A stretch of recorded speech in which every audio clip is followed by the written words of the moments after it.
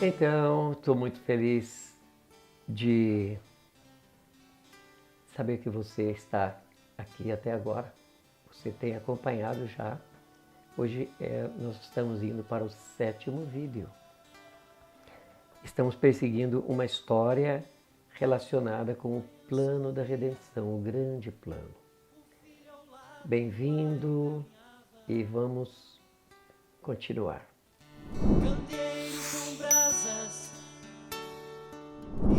Muito bem, nesse 7º vídeo nós vamos permanecer em Gênesis, ainda que vamos dar um pulo lá em Apocalipse, mas estamos aqui em Gênesis, no capítulo 12.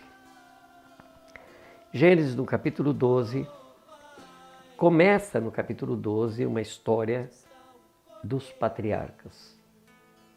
Deus chama um homem. A essa altura da história, nós já deixamos para trás a Arca de Noé, deixamos para trás a Torre de Babel, que são pontos marcantes de Gênesis.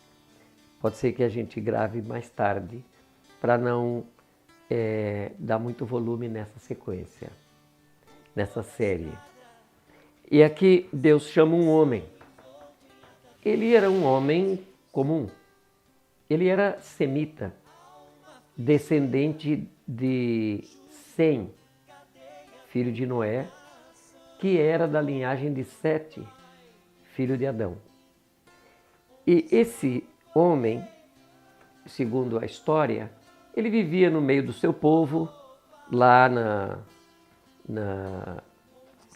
na Mesopotâmia. Era um povo comum, como todos os povos, e ele, um dia, Deus chama ele e movimenta ele para sair dali, daquele convívio, das suas religiões, de tudo aquilo que ele era ali, e ir para uma área que ele não conhecia, e por acaso era 1.600 quilômetros dali, naquele tempo. E ele então deveria ir para uma área onde Deus o estabeleceria e faria dele uma grande nação. Lá em capítulo 12, versículo 2 diz: Far-te-ei uma grande nação, abençoar-te-ei, engrandecerei o teu nome. No versículo 3 diz: e em ti serão benditas todas as famílias da terra. A preocupação de Deus com o povo. Há quem pense que Deus jogou a humanidade na terra e deixou aí. Alguns pensam que nem existe Deus, porque se você ver esse caos, vamos usar aqui a palavra pesada, essa desgraça em que vive a humanidade, pensa, não é possível que haja Deus. Pois é, mas sim, Deus está atento a isso e nesse ponto da história, no capítulo 12 de Gênesis, Deus chama esse homem. Ele e Sara não tinham filhos e ela era estéril e já tinha passado dos 70. Aliás, o filho nasceu quando ela tinha 90. Ele tinha 100. E o Abraão saiu, passou um tempo metade do caminho, ele andou 1.000 quilômetros, passou uma temporada, uma época, e de lá ele seguiu até a terra de Canaã. Aquela terra não era uma terra assim fácil, não. Era uma terra cheia de gente, cidades, estados, algumas poderosas, guerreiras, outras menos. E ele foi para lá. Viveu lá como estrangeiro. Qual que era o propósito de Deus? Essa família se tornaria uma nação, segundo Deus, uma grande nação, e hospedaria aquele que se entregaria como Cordeiro de Deus para tirar o pecado do mundo. aquele plano que já estava na bancada de Deus, lá como nós falamos no início. Aquele plano anunciado lá em Gênesis 3:21. Aquele que foi ali em Gênesis 3:20, em Gênesis 3:15, aliás. Ele foi anunciado, foi a grande proclamação. Foi o momento em que Deus trouxe isso a público e falou para a serpente, falou: o descendente da mulher vai pisar a tua cabeça. Naquele dia em que Deus ele tornou pública a inimizade entre a serpente e o homem.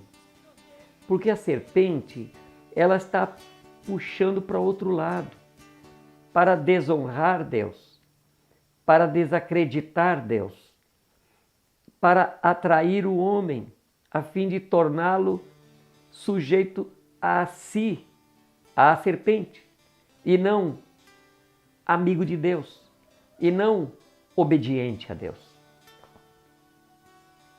É um plano ousado. Imagina só, Deus escolhe homens, pessoas. E essas pessoas iam ter que conhecer o plano de Deus, se relacionar com Ele por meio da fé.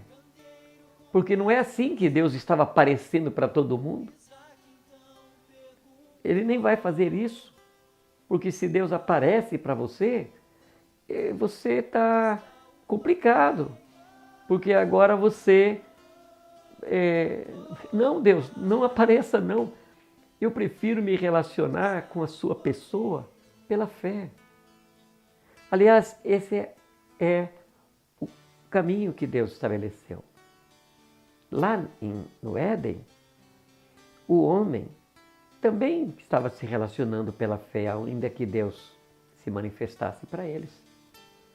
Mas eles tinham que, pela fé, crer no que Deus falou, crer no caminho que Deus apontou, crer que Deus tinha dado uma missão e que essa missão era possível com Deus, e impossível sem Ele, mas possível com Ele. Então, Abraão vai para aquela terra e lá, então, começa essa família. E olha, se você não leu a Bíblia ainda, você vai ver que família complicada. Porque a serpente devia ter alguma ideia de que aquela família seria a que hospedaria o descendente da mulher, que pisaria a cabeça da serpente, e que o descendente da mulher seria o filho daquele homem. Então a mulher dele era estéril para que isso não acontecesse. Houve até um caso de uma outra mulher que foi entregue para ele, está ali em Gênesis para frente. Ele um dia resolveram solucionar o problema para Deus, porque Deus falou: você vai ter um filho. Ele falou: como é que eu vou ter um filho se a minha mulher já envelheceu e é estéril? Então a mulher entrega para ele, esposa dele, Sara, outra mulher. Ele tem um filho com ela. Não era o filho que Deus tinha prometido. Não era o descendente, porque o descendente era dentro do casamento dele. E aí, Abraão teve que esperar até o dia em que aquele filho nascesse. Mas não era aquele filho que seria o Cordeiro de Deus. O Cordeiro de Deus ainda haveria de nascer naquela família. Aquela família receberia o tratado, a Bíblia, que nós estamos falando desde o início. Eles escreveram, os primeiros livros todos foram escritos em hebraico, depois traduzidos, e assim é o livro mais traduzido no mundo. Mas é assim que vem a história. Abraão viveria logo na frente, depois nós vamos ver episódios, onde ele começa a experimentar Deus e experimentar aquele plano. E naquele primeiro encontro, aqui na terra já, na terra que Deus deu para ele, no versículo 7 do capítulo 12, apareceu o Senhor a Abraão e disse a ele: à tua descendência darei esta terra. Eles precisavam de uma terra. E edificou ali um altar ao Senhor que lhe aparecera. O altar, ele não fez um altar com fotografias, com imagens, com coisas, não. Ele amontoou 12 pedras, a gente vai entender, veio a entender isso por causa da Bíblia mesmo. 12 pedras não marteladas, não trabalhadas, comuns. E sobre aquelas 12 pedras, Abraão, deve ter colocado um cordeiro da mesma forma que Abel o fez lá no passado.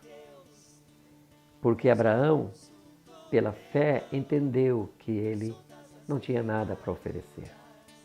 Alguém tinha que pagar por sua culpa. E naquele altar estava uma figura do verdadeiro Cordeiro de Deus que viria por meio de Abraão e por meio da família de Abraão.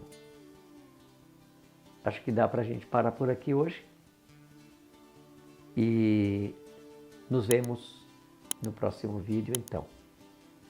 Deus abençoe, um grande abraço a todos.